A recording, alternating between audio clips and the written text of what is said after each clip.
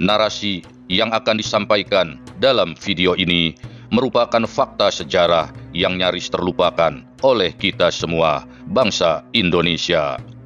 Dari sebuah brosur kecil berjudul Perjalanan ke Tanah Suci yang ditulis oleh Ja Endar Muda, kita bisa melihat seperti apa kejahatan klan Ba'alawi terhadap umat Islam Nusantara atau Hindia Belanda kala itu.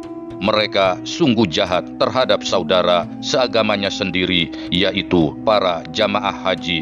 Tak hanya memeras para jamaah haji, tapi juga menjadikan mereka sebagai budak di perkebunan.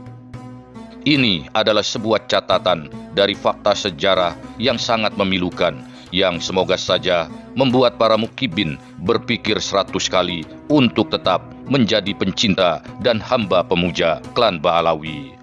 Jangan skip ulasan ini sehingga kita semua menjadi tersadarkan bahwa mustahil klan Ba'alawi itu cucu Nabi Muhammad Sallallahu Alaihi Wasallam.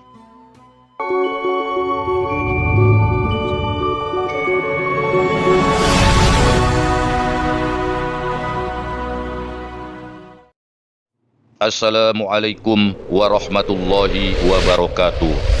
Mari kita masuki bentangan waktu sejarah di awal abad 20 Masehi.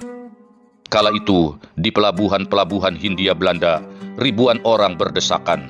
Mereka adalah jamaah haji dari berbagai penjuru, para petani dari Jawa, pedagang dari Sumatera, dan juga nelayan dari Sulawesi. Dengan pakaian sederhana dan bekal seadanya, mereka tinggalkan kampung halaman demi satu cita-cita, menunaikan panggilan Allah menuju Baitullah. Namun, di balik wajah penuh harapan itu, ada realitas getir. Perjalanan haji pada masa kolonial bukan hanya soal ibadah spiritual, ini juga menjadi ladang bisnis yang syarat tipu daya, bahkan praktik perbudakan terselubung. Sebuah brosur kecil berjudul Perjalanan ke Tanah Suci yang ditulis dalam ejaan lama. Ini adalah sebuah catatan yang menjadi sumber sejarah faktual.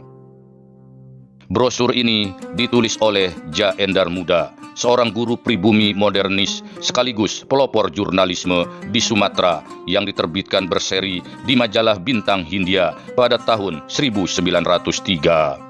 Teks ini muncul dalam 5 bagian di Bintang Hindia dari nomor 19 hingga nomor 23 yang terbit antara tanggal 19 September tahun 1903 hingga tanggal 14 November tahun 1903.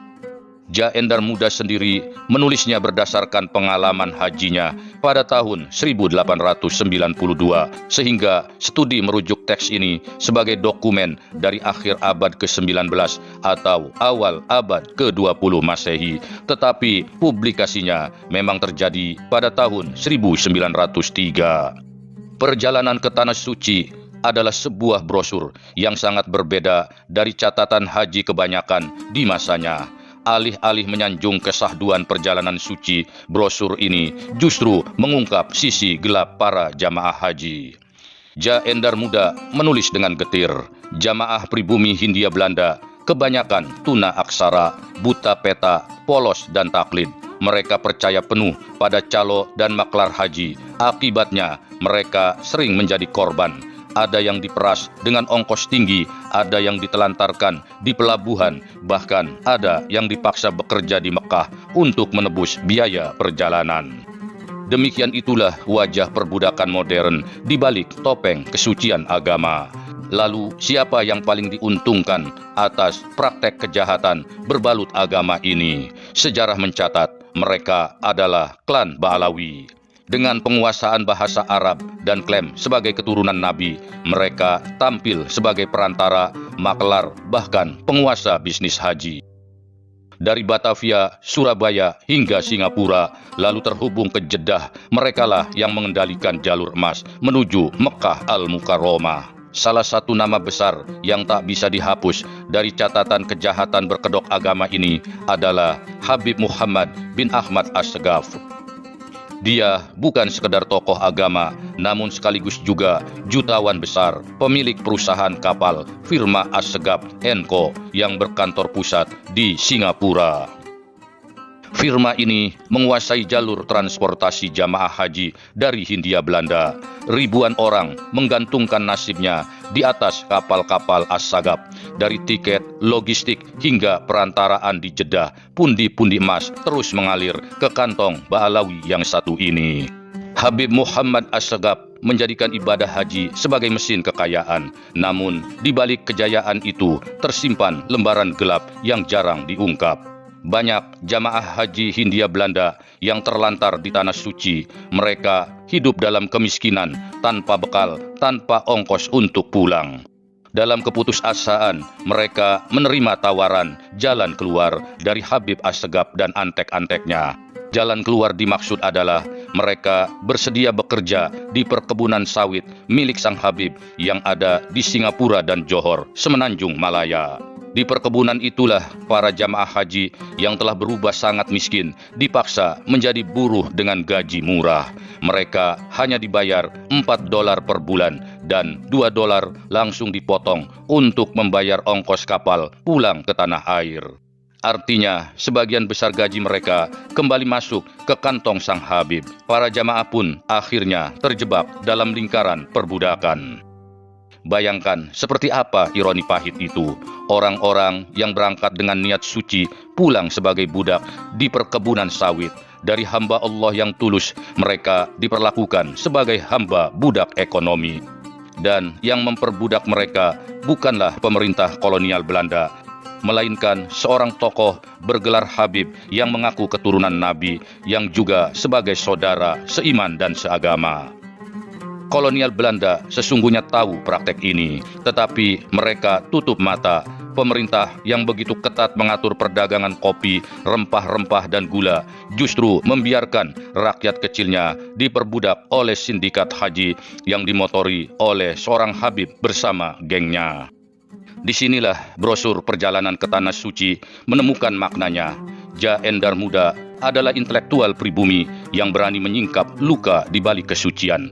Dia menampar wajah kolonial Belanda, sekaligus membuka tabir kelam peran klan Ba'alawi dalam eksploitasi jamaah haji Hindia Belanda.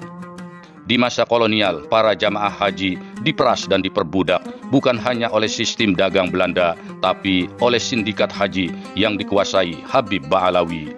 Mereka menjadikan panggilan suci menuju Baitullah sebagai mesin emas, bahkan menjebak jamaah haji di ladang-ladang sawit demi menutup ongkos pulang mereka.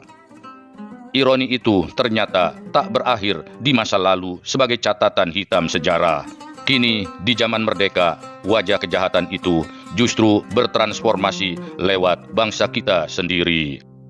Dulu, para jamaah dipaksa tunduk pada maklar Ba'alawi dan pemilik kapal As-Sagab. Kini, jamaah dipaksa tunduk pada birokrasi panjang Kementerian Agama, regulasi yang semrawut, dan industri travel yang dijadikan sapi perah.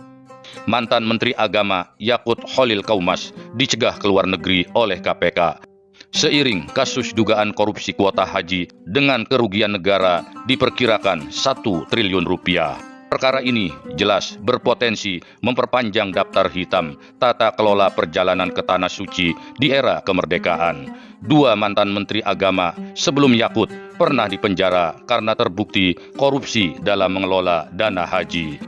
Said Agil Husin Al-Munawar dihukum 5 tahun penjara pada tahun 2006 dan Surya Dharma Ali yang divonis 6 tahun penjara pada tahun 2014. Mungkin benar sejarah selalu berulang dengan wajah berbeda. Dari abad ke-19 hingga abad ke-21, dari pelabuhan kolonial hingga gedung Kementerian Agama, jamaah haji selalu jadi korban paling mudah.